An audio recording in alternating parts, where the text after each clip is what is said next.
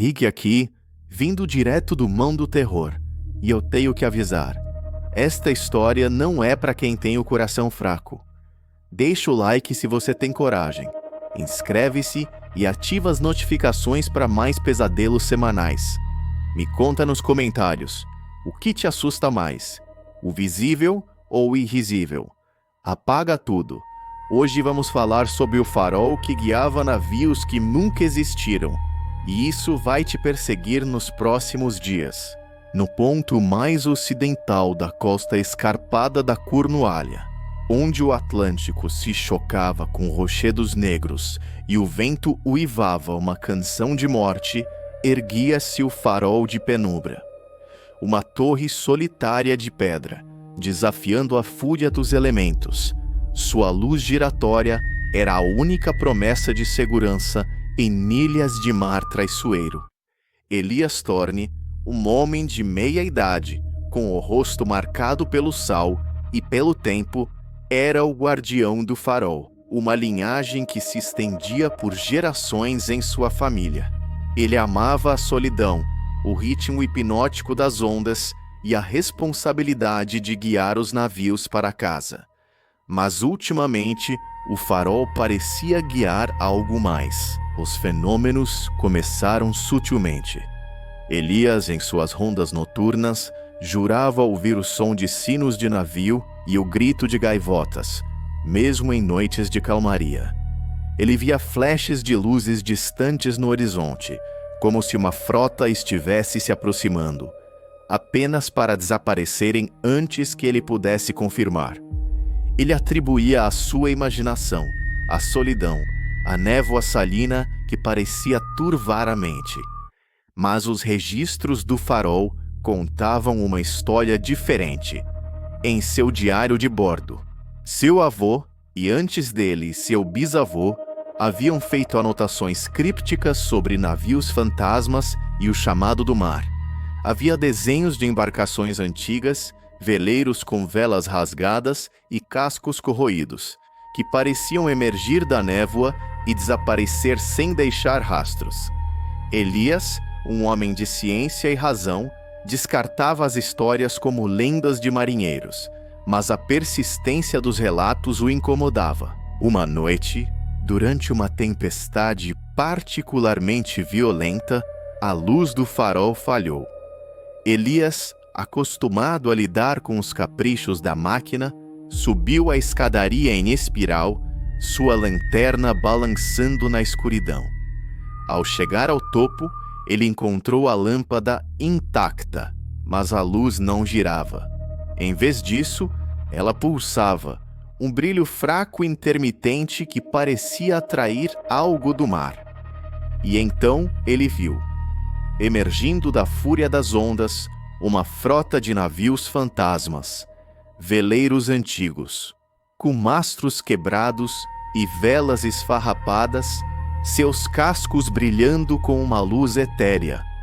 Eles não faziam som, não deixavam rastro, mas avançavam em direção ao farol, guiados por sua luz pulsante. Elias sentiu um terror gelado. Ele não estava apenas vendo navios que nunca existiram. Ele estava os guiando. Ele tentou desligar a luz, mas ela não obedeceu.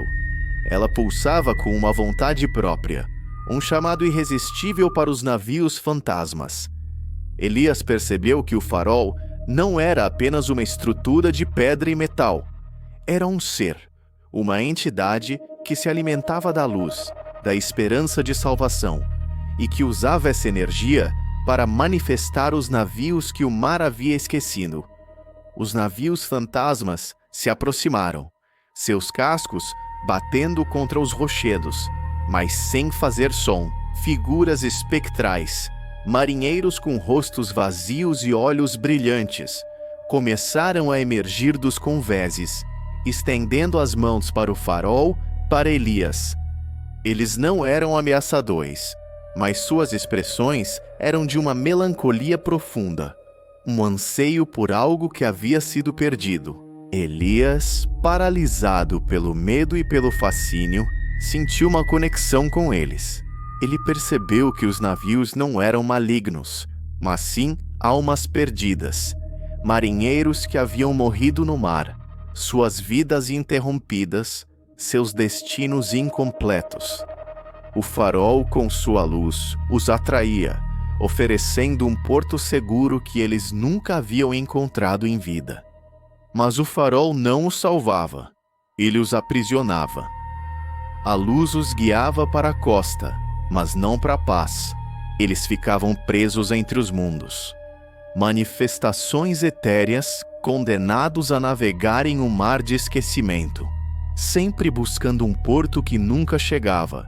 E Elias, como seus antepassados, era o guardião dessa prisão, o faroleiro que guiava navios que nunca existiram. Ele tentou resistir. Ele tentou quebrar a lâmpada, mas suas mãos não obedeciam.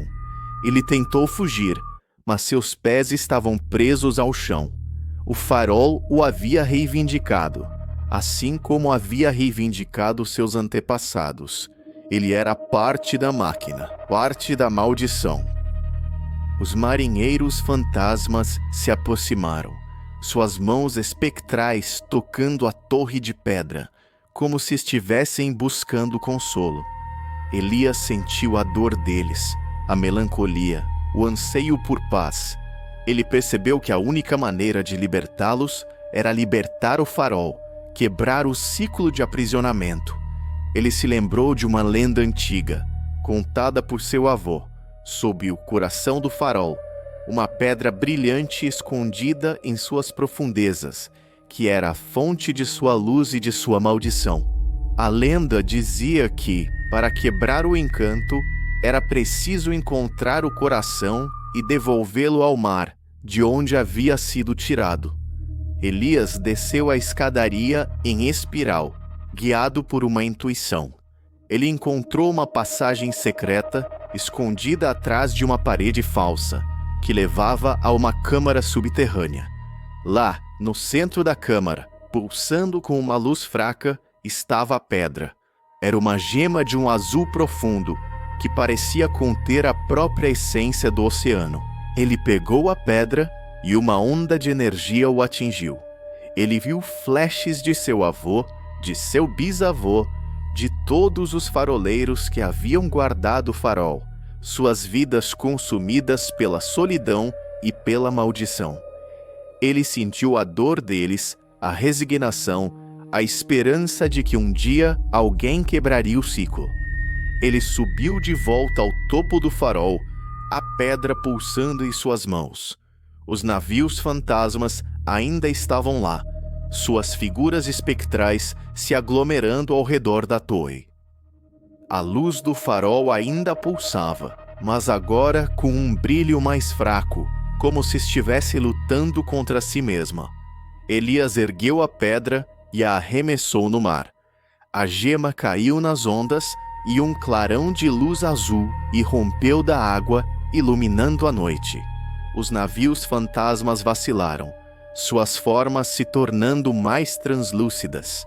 A luz do farol se apagou e a torre mergulhou na escuridão. Os navios fantasmas não desapareceram. Em vez disso, eles se viraram, suas velas esfarrapadas se enchendo com um vento invisível. Eles navegaram para o mar aberto, não mais guiados pela luz do farol, mas por uma força que parecia vir de dentro deles.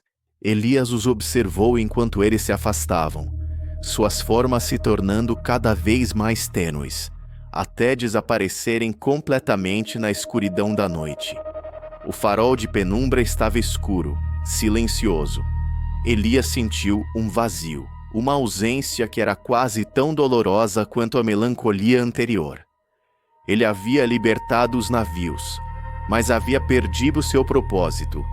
Ele havia quebrado a maldição, mas havia se tornado o último faroleiro de penumbra. Ele permaneceu no farol, um guardião silencioso de uma luz que não mais existia.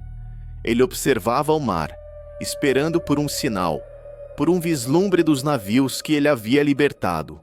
Ele sabia que eles estavam lá fora, navegando em um mar de esquecimento. Mas agora, eles estavam livres, E isso era o suficiente. Elias viveu o resto de seus dias no farol, um homem solitário, mas em paz. Ele contava a história dos navios fantasmas e do coração do farol para os poucos pescadores que se aventuravam por aquelas águas.